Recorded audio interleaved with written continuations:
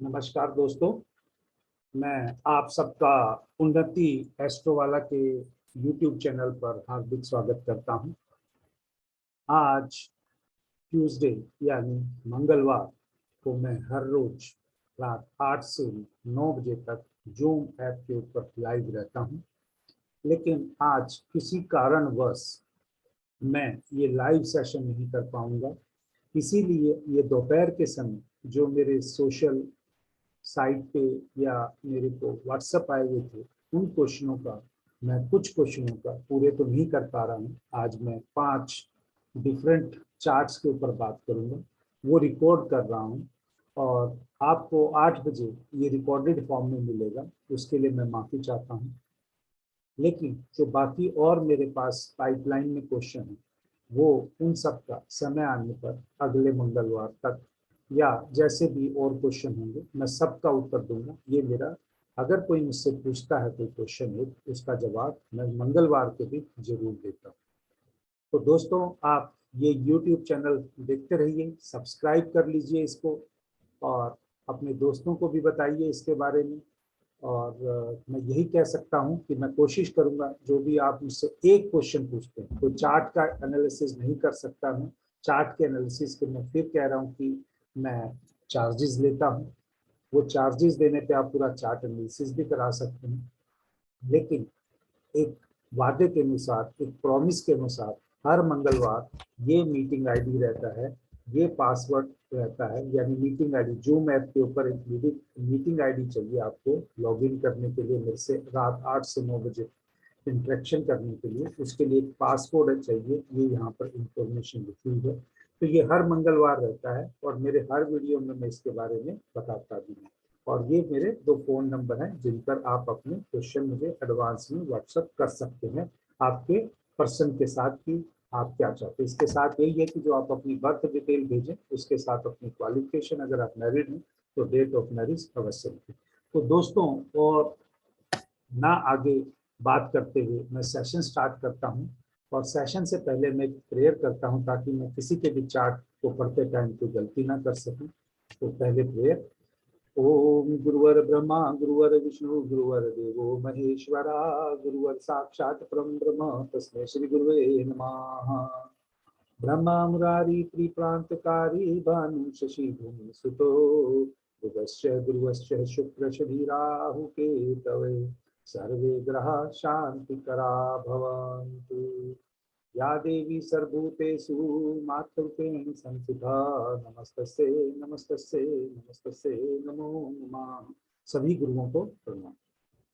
दोस्तों, आज के सेशन में मैं जो आपके क्वेश्चन लेने जा रहा हूँ, वो क्वेश्चन मैं वैदिक से भी, भृगुनंदी नाड़ी से भी और न्यूमरोलॉजी से भी उनके कुछ कुछ पॉइंट्स को लिंक करते हुए आंसर करूंगा।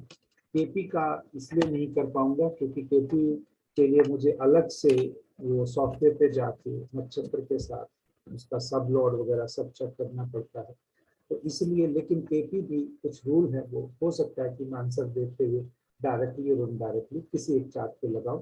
तो आइए दोस्तों, आज का जो पहला चार्ट है जिसको मैं आपसे शेयर करने जा रहा हूँ, ये जिस जातक का चार्ट है वो दिल्ली के रहने वाले हैं। क्योंकि मैं पूरी बर्थ डिटेल कभी भी किसी नेटिव की ऐसे जब क्वेश्चन पूछते बताता नहीं, क्योंकि कुछ लोग इस चीज में अच्छा नहीं मानते उनकी बर्थ डिटेल जब ऑलरेडी प्रॉब्लम चल रही है तो शेयर किया जाए। ये कहिए कहा जा सकता है ये एक लड़की का चार्ट है और दिल्ली की रहने वाले हैं, वो समझ सकते हैं। और उन्होंने क्वेश्चन ये पूछा है कि जिंदगी में बहुत सारी तकलीफें चल रही। जब मैंने इनका चार्ट प्लॉट किया तो देखा कि इनकी बुध की दशा चल रही है, महादशा चल रही है, जो 28/6/2022 तक चलेगी। आप यहाँ पर खुद देख लीजिए बुध किन भाव का स्वामी है। बुध यहाँ पर जो स्वामी बनता है इस चार्ट के हिसाब से, वो आप कह सकते हैं कि छठे भाव का और 9वें भाव का बैठा है। वो आप एकादश भाव या आप कह सकते हो डिजायर फुलफिलमेंट, इच्छाओं की पूर्ति वाले भाव में। लेकिन इस कुंडली में आप ये भी देखेंगे कि बुध यहाँ पर बाधकेश है। बुध यहाँ पर बाधकेश है। जब बाधकेश की दशा में अगर वो बाधा नहीं देगा, अगर आपने उसकी अनुसार काम नहीं किया। मैं ये नहीं कहता कि कोई भी बाधक जो प्लेनेट है, ग्रह है, वो आपको अपनी दशा के अंदर अगर वो बातकेश है मान लीजिए, वो आपको प्रॉब्लम करेगा। लेकिन प्रॉब्लम तब करता है जब उस ग्रह का जो कारक तत्व, जो ग्रह आपसे चाहता है, आप वो नहीं काम करेंगे, तभी तो आपको वो बाधा देगा। तो इस जातक को यही सोचना चाहिए, अगर बुध उनका बातकेश है तो क्या उन्होंने अपनी शिक्षा के दौरान, बुध शिक्षा का कारक मैं मानता हूं भृगुनंदी नाड़ी में, क्या उन्होंने किसी के साथ पढ़ाई के दौरान, मित्रों के साथ कोई धोखा किया है? अगर धोखा किया है तो वो अवश्य ही बाधा का कारक है। ये भृगुनंदी नाड़ी से मैं बता रहा हूँ। मैं ये नहीं कहता कि उनके चार्ट में कैसे मैं देख के बता रहा हूँ, ये मैं अपने कोर्स में बताता हूँ। लेकिन मैं इस चार्ट से ये जरूर देख पा रहा हूँ, चीटिंग की एक्सपेंशन इस चार्ट के द्वारा बहुत अत्यधिक मुझे देखने को मिलती है। हो सकता है कि ना की हो, क्योंकि हमें सामने वाले से पूछना पड़ता है, सामने वाला जब बताता है तभी हम आगे चलते हैं। नहीं तो हम तो यही कह सकते हैं योग है, हो सकता है उसमें योग दिखा रहा हो और बंदा रेमेडी कर रहा हो, प्रार्थना कर रहा हो भगवान से, वो चीजें उसकी होती भी ना दिखाई। लेकिन जो ये चार्ट दिख रहा है, इसमें अवश्य ही ये संभावना दिख रही है, या तो प्रेमी के साथ या सहयोगी जो क्लास में पढ़ते हैं उनके साथ इस जातिका ने कोई ना कोई वादा करके उसको तोड़ा है, जिसकी वजह से उनके जीवन में ओवरऑल परिवर्तन चल रही है। ये मैंने वैदिक की महादशा ली, वैदिक के अनुसार ये सब मैं बता सकता था, लेकिन इसको भृगुनंदी नाड़ी से, क्योंकि जीवन को सुधारना है तो पहले अपनी गलतियों का एहसास होना चाहिए। हम उस गलतियों को अगर ठीक कर सकते हैं तो आगे बढ़ सकते हैं। अब वैदिक के अनुसार देख लेते हैं कि वैदिक में अगर मैंने कहा बुध की महादशा चल रही है, उसमें इस पे 2 ग्रह वक्री। जब भी किसी नेटिव की चार्ट में 2 ग्रह या 3 ग्रह वक्री होते हैं तो उस जातक को या उस जातिका को उतना अत्यधिक परिश्रम करना होता है। अगर वो अत्यधिक परिश्रम करते हैं तो उनको सफलता अवश्य मिलती है। तो इनके चार्ट की जो विशेषता है वो ये है कि ये चाहें तो अपनी किस्मत खुद लिख सकते हैं, लेकिन चाहें तो, अगर ये चाहेंगे ही नहीं, क्यों नहीं चाहेंगे भाई? शनि वक्री होकर तीसरे भाव का भी रिजल्ट देगा। जब वो तीसरे भाव का रिजल्ट देगा, शनि तीसरे भाव के बंदे को लेथार्जिक करता है, स्लो करता है। गुरु भी तीसरे भाव में वक्री होकर जाएगा, वो उसका आप कह सकते हैं मरण कारण स्थान है, तो वो वहां पर भी नेगेटिव रिजल्ट देगा। तो इन 2 प्लैनेट्स का आप विशेष तौर पर ध्यान रखते हुए, और बुध की महादशा में जो ये चीज की है इसको ध्यान में रखते हुए अगर आप आगे बढ़ना चाहते हैं तो अवश्य अच्छा कर सकते हैं। दूसरी बात, इसमें मैं न्यूमरोलॉजी का भी एक कंसेप्ट बता देता हूँ इस चार्ट के द्वारा, कि इस जातिका का जो ड्राइवर है वो बनता है 7 नंबर, और जो इनका कंडक्टर बनता है वो बनता है 2 नंबर। 7 केतु है, 2 चंद्रमा है। अगर मून और केतु का आपस में अच्छे से सहयोग ना किया जाए तो जातक तो अवश्य ही प्रवृत्त होती है। अब इसको धार्मिक होना चाहिए, धार्मिक प्रवृत्ति रखनी चाहिए, दूसरों की सेवा भाव रखनी चाहिए, खासकर अब फीमेल्स की, और जो इसकी माँ या माँ से उम्र की बड़ी थी तो भी इनको राहत मिलने की संभावना है। तो मैं इनका जो चार्ट को स्टडी किया, देखिए मैंने 3 चीजें लगा दी और तीनों में ही वही चीज दिख रही है। अगर ये सामने हो तो हम इनसे पूछ सकते हैं, लेकिन क्वेश्चन क्या है, ये लोग व्हाट्सएप पे पूछते हैं, फिर आगे उसकी डिटेल नहीं पूछना चाहते। तो जो हमें समझ में आता है चार्ट के द्वारा वो यहाँ बता दिया गया है कि इस चार्ट में आज जब मैं ये वीडियो बना रहा हूँ तो मैंने 3 चीजों का बहुत महत्वपूर्ण ऑब्जर्वेशन किया। उस ऑब्जर्वेशन पे जितने भी मेरे 5 चार्ट हैं वो लगते हुए दिखाई दिए। एक लॉजिक है, वो लॉजिक मेरे पीपीटी की बैकग्राउंड से सीख सकते हैं, देख सकते हैं। जल ही जीवन है, मछली जल के बगैर रह नहीं सकती, यही स्लाइड में दिखा गया है। तो व्यक्ति भी क्या करता है, जो जीवन के लिए अनिवार्य चीज है उनके बगैर वो रह नहीं सकता, और वो भ्रम में पड़कर उन्हीं का नुकसान कर लेता है। जब उनका नुकसान कर लेता है तो फिर उसको दिक्कत होती है। तो मैं ये नहीं कह रहा कि इनके जीवन में आगे चल के खुशियां नहीं आएंगी। जिस तरह से दुख स्थिर नहीं है तो खुशियां भी स्थिर नहीं है, अगर खुशियां स्थिर नहीं है तो दुख भी स्थिर नहीं है। आप अपने चार्ट को समझे और चार्ट के अनुसार जो आपको ग्रह बोल रहे हैं, जिस एरिया जिस क्षेत्र में वो काम करने के लिए कह रहे हैं उसमें काम करें, तो आपको दुख का समय भी आएगा, वो भी हंसते हंसते बीत जाएगा। मेरा एस्ट्रोलॉजी के बारे में इतना ही मानना है कि एज ए एस्ट्रोलॉजर मैं सामने वाले को वेल अवेयर कर सकता हूँ, उसको मेंटली प्रिपेयर कर सकता हूँ, उसको स्ट्रोंग बनने के लिए बोल सकता हूँ। उसकी दुख की व्याथा और सॉल्यूशन तो प्रभु के हाथ में है। हम भी प्रभु के द्वारा ही नाम लेकर आपके वो चार्ट को पढ़ने की कोशिश कर रहे हैं और उसी के बताए हुए सॉल्यूशन बताने की कोशिश कर रहे हैं। तो ये जो हमारे बेटे बेटी हैं जिनका ये चार्ट है, उनके लिए मैं फिर यही कहना चाहूंगा कि आपकी जब केतु की महादशा स्टार्ट होगी उससे पहले धर्म के रास्ते पे चल जाइए। अपने आप से अत्यधिक प्यार मत करिए, दूसरों की सेवा में या दूसरों के लिए कुछ सहयोग करने की अपनी आदत डालिए, ताकि ये जो डिफिकल्ट पीरियड गया है इससे बढ़िया पीरियड आने वाला हो। तो आपके लिए आज की लेक्चर में बस इतना। अब चलते हैं दूसरे चार्ट की तरफ। ये दूसरा चार्ट एक जातिका का ही है। इनका जो ड्राइवर नंबर है वो 1 है, 1 नंबर राजा का है, 1 नंबर ईगो का है, 4 नंबर इनका कंडक्टर है, 4 नंबर राहु का है, एक्सपेंशन।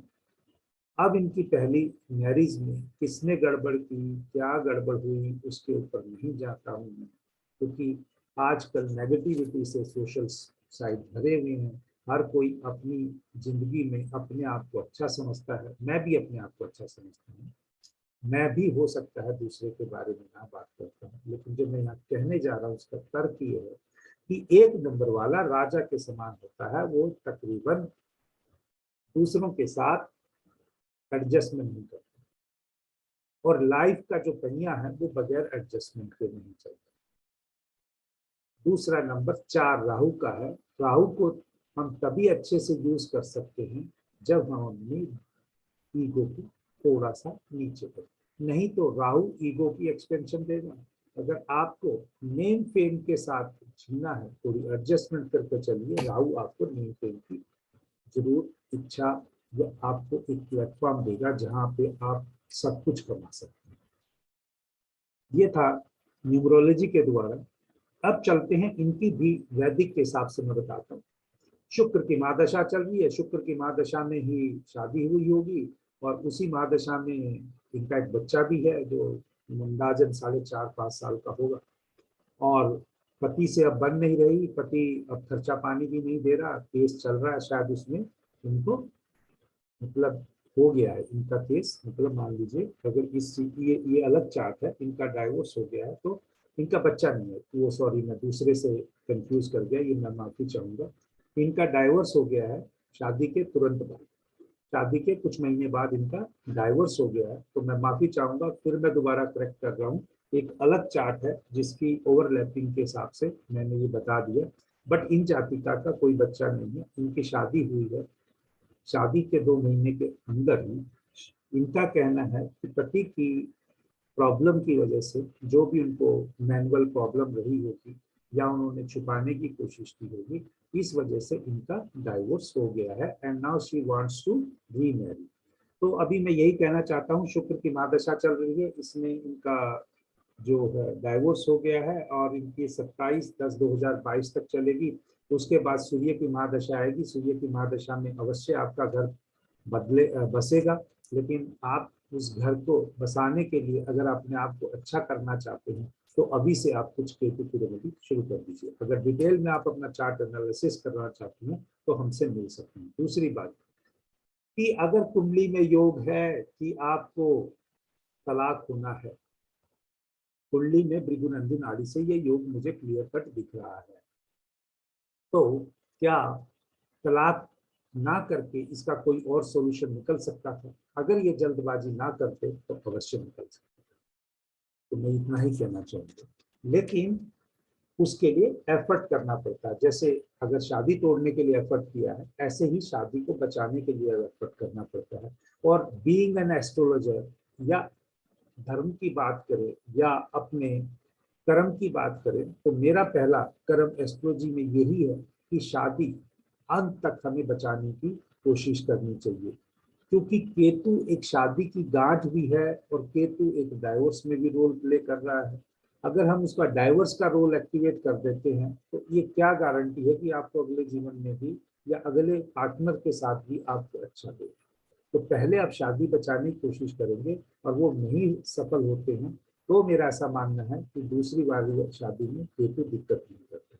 लेकिन अगर आपने ही शादी पहली टर्म्स एंड कंडीशन में तोड़ी है, तो दूसरी की भी जब तक आप केतु की रेमेडी नहीं करेंगे या केतु को अपनी लाइफ में नहीं उतारेंगे, तब तक के एक्टिवेशन की वजह से मुश्किल है। तो फिर भी आपको बेस्ट ऑफ लक। शुक्र की महादशा में, ना सॉरी, सूर्य की महादशा में जो शुक्र के बाद शुरू होगी, उसमें आपकी शादी होने की बहुत ही अच्छी संभावना है। आप उसमें कोशिश कर सकते हैं। तीसरा जो क्वेश्चन है वो एक लड़के का क्वेश्चन है, और ये अमृतसर के रहने वाले हैं। इन्होंने कहा इन्होंने बीबीए एमबीए किया हुआ है। बीबीए एमबीए करने के बाद कुछ टाइम जॉब किया, और जॉब करने के बाद इनको कोई जॉब लगातार नहीं मिलती है, और अब फिलहाल पिछले 3 साल से कोई जॉब नहीं मिल रही। तो दोस्त, सबसे पहली बड़ी बात मैं आपको यही बता देता हूँ, केतु 10th हाउस में बैठा हो वैदिक के हिसाब से, तो वो प्रोफेशन में सेटलमेंट में थोड़ी दिक्कत देता है। और आपके चार्ट में ये देखेंगे कि अगर शनि भी वक्री हो गया, शनि वक्री होकर चौथे भाव में जाएगा, तो केतु और शनि आमने सामने टक्कर की बात है। तो प्रोफेशन में ब्रेक तो बहुत सारे बनेंगे। इसको कैसे अवॉइड करना है, इसके लिए आप अपना पूरा चार्ट एनालिसिस कर सकते हैं, करवा सकते हैं। चाहे मुझसे कराएं, चाहे किसी और एस्ट्रोलॉजर से कराएं, वो आपकी इच्छा है। दूसरी बात इसमें ये मैं बताना चाहता हूँ कि आपका ड्राइवर नंबर भी 2 है, और आपकी कंडक्टर नंबर भी 2 है। हर चीज आप अपने मन की करना चाहते हैं। आप राय सबसे लेते हैं, एडवाइस सबसे लेते हैं, और एडवाइस सबसे लेने के बाद आप उसका इम्प्लीमेंटेशन जो आपके दिमाग में पहले से है उसी के आधार पे करते हैं। इससे और आपकी प्लैनेट्स की आप कह सकते हैं कारक तत्व खराब हो गए। अगर आप किसी की एडवाइस लें तो उसे माने, अन्यथा जो आपके दिमाग में है वही करना है तो वही अवश्य करें। आप हर किसी से एडवाइस लेके मत करें, और उससे आपको कोई लाभ नहीं होगा। नो डाउट आपका करियर सेटल्ड हो सकता है, बट करियर आपका घर से दूर बनेगा। आप घर से दूर जाइए, घर से दूर जाने पे आपको अवश्य सफलता मिल सकती है। भृगुनंदी नाड़ी के हिसाब से अगर हम देखें, तो आप ये कह सकते हैं कि आपको बैलेंस रहना है, प्रोफेशन में बैलेंस रहना है। और आपके लिए जो कारक तत्व जो बन रहे हैं इसमें, आप कोशिश कीजिए कि कोई बैंक का टेस्ट क्लियर करके आप नौकरी ना करें। नेक्स्ट क्वेश्चन पे चलते हैं। नेक्स्ट जो आज का चौथा क्वेश्चन है, वो असम से किसी जातिका का है, और उन्होंने भी ये पूछा है जो मैं पहले वाले चार्ट में चार्ट नंबर 2 के साथ ओवरलैप कर गया था। इनका डाइवोर्स चल रहा है, इनका बच्चा है, पति डाइवोर्स में डिले हो रहा है, पति अपनी बच्चे का खर्चा भी नहीं उठा रहा है। दूसरा ये है कि अगर ये बच्चे से सेपरेट हो जाए तो क्या ये बाहर जाके लाइफ में अच्छे से सेटल्ड हो सकते हैं, या कुछ इस तरह से अपने लेवल पे करना चाहते हैं। इनकी दिक्कतें बहुत सारी, कुछ इस तरह के क्वेश्चन। तो अगर मैं इसमें से देखूं, तो इनके चार्ट में चंद्रमा 7th हाउस में बैठा हुआ है। अब चंद्रमा 7th हाउस में बैठा हुआ है, तो मैंने ऐसा देखा है, लोग ये कह देते हैं कि उनका पार्टनर उनसे चीटिंग करेगा, अवश्य करेगा, दिखता है ये। तो क्या 7th हाउस में चंद्रमा बैठा हुआ खाली पार्टनर ही करेगा, या हो सकता है वो जातक खुद भी करे? ये एक बहुत बड़ा क्वेश्चन मार्क। लोग क्योंकि दूसरे के बारे में बात करते हैं, अपने बारे में नहीं बताते, और अपने बारे में नहीं बताते, तो इसलिए हम उस जातक के बारे में कुछ बोल नहीं सकते, क्योंकि इन्होंने कहा कि पति ने जो भी चीटिंग किया या जो भी कुछ करना है वो किया, और वो चंद्रमा 7 में रहेगा, 7 नंबर फितरा में रहेगा, और वो 7वें हाउस में बैठा है, उसके पर्पल योग बनते हैं। लेकिन उसके साथ कुछ और योग भी बनते हैं जो इस चार्ट के हिसाब से देख रहा हूँ, भृगुनंदी नाड़ी के हिसाब से, वो इसमें भी तलाक के योग इतने प्रोमिनेंट नहीं है जितना लंबा सेपरेशन रहना है, यानी काफी लंबे टाइम तक सेपरेट रह के ही डाइवोर्स फाइल हो भी गया तो भी इसमें डिले दिखता है। अब वो डिले क्यों दिख रहा है या क्यों होगा वो तो एक अलग बात है, लेकिन इस चीज को अगर हम देखें कि खाली लड़के के ऊपर ब्लेम करें, तो मैं ये चाहूंगा जिनका भी ये चार्ट है, प्लीज थोड़ा सा आप अपना भी एनालिसिस कीजिए कि आपने क्या गलती की है, उस गलती को एडमिट करके गॉड से प्रेयर कीजिए, तो शायद आपकी जो ये एग्जिस्टिंग प्रॉब्लम है ये सॉल्व हो जाए। ठीक है जी। और इसमें जो आपने जो बात की है, इसमें आपका ड्राइवर नंबर 8, कंडक्टर नंबर 8, 8 आपका बहुत प्रोमिनेंट है। 8 नंबर सैटर्न का है। सैटर्न का नंबर दुख जीवन में देता है, आइसोलेशन में भी लेके जाता है।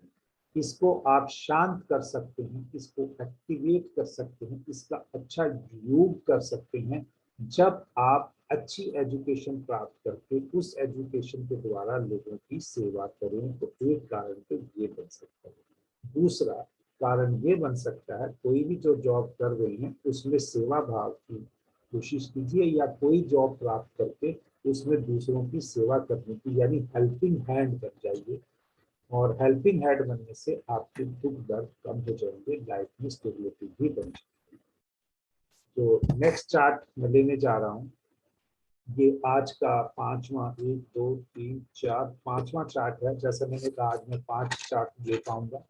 मैं 5 चार्ट लेने के बाद फिर जो चार्ट रह गए, जो भी 10-11 चार्ट की और इंफॉर्मेशन मेरे पास है, वो समय आने पर जैसे जैसे मुझे समय मिलेगा, अभी मैं फिलहाल जहाँ से मैं काम की वजह से कुछ और जगह बिजी हूँ तो वहाँ से नहीं ऑपरेट कर रहा हूँ, तो आज मैं शाम का भी शो नहीं करूँगा जैसे मैंने कहा। तो लेकिन वो चार्ट क्योंकि मैं चाहता हूँ जो वादा किया मंगलवार को पूरा हो, उसके लिए मैं जरूर कुछ इंफॉर्मेशन की फॉर्म में आपसे शेयर करूँ।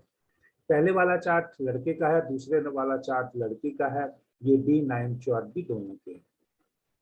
अब इन दोनों D9 चार्ट में आप देख सकते हैं, एक का शुक्र, एक का मार्स 6th हाउस में बैठा है। 6th हाउस में शुक्र, अगर शुक्र से पत्नी लें तो लड़के के चार्ट में, अगर मंगल पति लें तो लड़की के चार्ट में। रोग ऋतु ऋण शत्रु उनके घर में दोनों के वो बैठे। अब वो कुंडली मिलाई गई तो उस टाइम पे किसने क्या देखा या नहीं मिलवाई, या सिर्फ प्रोफेशन को देख के शादी हो गई। दूसरी एक बात और, भृगुनंदी नाड़ी के साथ इन चार्ट्स में, खासकर लड़के के चार्ट में सेपरेशन फ्रॉम वाइफ या डाइवोर्स दिखता है। लड़की के चार्ट में भी वो चीज है, मैं ये नहीं कह रहा कि लड़की के चार्ट में नहीं, वो है। जब दोनों के चार्ट में ये थी और एक जना इनमें से मांगलिक है, दूसरा मांगलिक नहीं है, अब बचाने की कोशिश कर रहा है लड़का क्योंकि वो मांगलिक है, लड़की नहीं चाहती क्योंकि वो नॉन मांगलिक है। यानी लड़के का अग्रेशन यहाँ पर ज्यादा है, लड़की उस एग्रेशन को नहीं सह पाएगी। तो यही कारण है कि चाहे भृगुनंदी नाड़ी से देख लीजिए, चाहे वैदिक से देख लीजिए, चाहे न्यूमरोलॉजी से देख लीजिए, क्योंकि मैं तीनों ही पढ़ाता हूँ, तीनों से ही चार्ट स्टडी करता हूँ।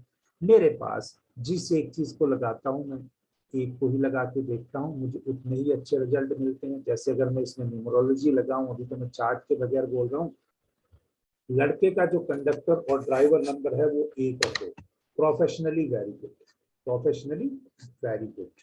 बट लड़की का जो है 4 और 9, 4 अगेन राहु, 9 अगेन मार्स। क्या लड़के का 1 और 2 नंबर लड़की के 4 और 9 नंबर से मैच हो रहा है? बिल्कुल नहीं, बिल्कुल नहीं। अगर वो नहीं हो रहा है तो जीवन की गाड़ी कैसे चले? गाड़ी के 2 पहिए ही अलग अलग चीजों पे जोड़ दिए गए तो दिक्कत तो अवश्य आनी है। हाँ, इसको ये कोशिश कर सकते हैं, कोशिश हमेशा कामयाब होती है, मैं बिल्कुल मना नहीं करूंगा। बाकी अगर फर्दर एनालिसिस होगा, मैं तो पेड कंसल्टेंसी करता हूँ, जवाब यहाँ सिर्फ एक ही क्वेश्चन का देता हूँ। तो मैंने बहुत तीनों अलग अलग चीज की डिटेल में बताने की कोशिश की। जो भी लोग अपने यहाँ पर यूट्यूब चैनल पर आते हैं, आपका प्यार देते हैं, मैं एस्ट्रोलॉजी के मामले में बाकी और एस्ट्रोलॉजर जो वेल इस्टेब्लिश्ड हैं उनसे थोड़ा डिफरेंट हूँ। मेरी सोच डिफरेंट है, मेरी सोच लाइफ के प्रति है, लाइफ को कैसे सुधारा जा सकता है। कई लोगों को अगर मेरी बात बुरी लगती हो, मैं हाथ जोड़ के माफी मांगता हूँ, लेकिन मैं यहाँ पर आपको खुश करने के लिए नहीं आया हूँ। मैं आपने जो क्वेश्चन पूछा है, आपको वो अच्छा ना भी लगता हो तो उसकी सच्चाई पर ही जाकर यहाँ पर उत्तर देना चाहता हूँ। तो उम्मीद करता हूँ दोस्तों, ये चीजें आपको यहाँ पर पसंद आ रही होंगी। अगर आपको पसंद आ रही हैं तो चैनल को सब्सक्राइब कीजिए, आगे लोगों को फॉरवर्ड कीजिए, कमेंट लिखिए। तो अंत में जय श्री राम बोलते हुए मैं अपनी वाणी को विराम दूंगा। फिर एक बार आप लोगों से रिक्वेस्ट करते हुए कि आप ऐसे ही अपना प्यार इस चैनल को देते रहिए। जय श्री राम।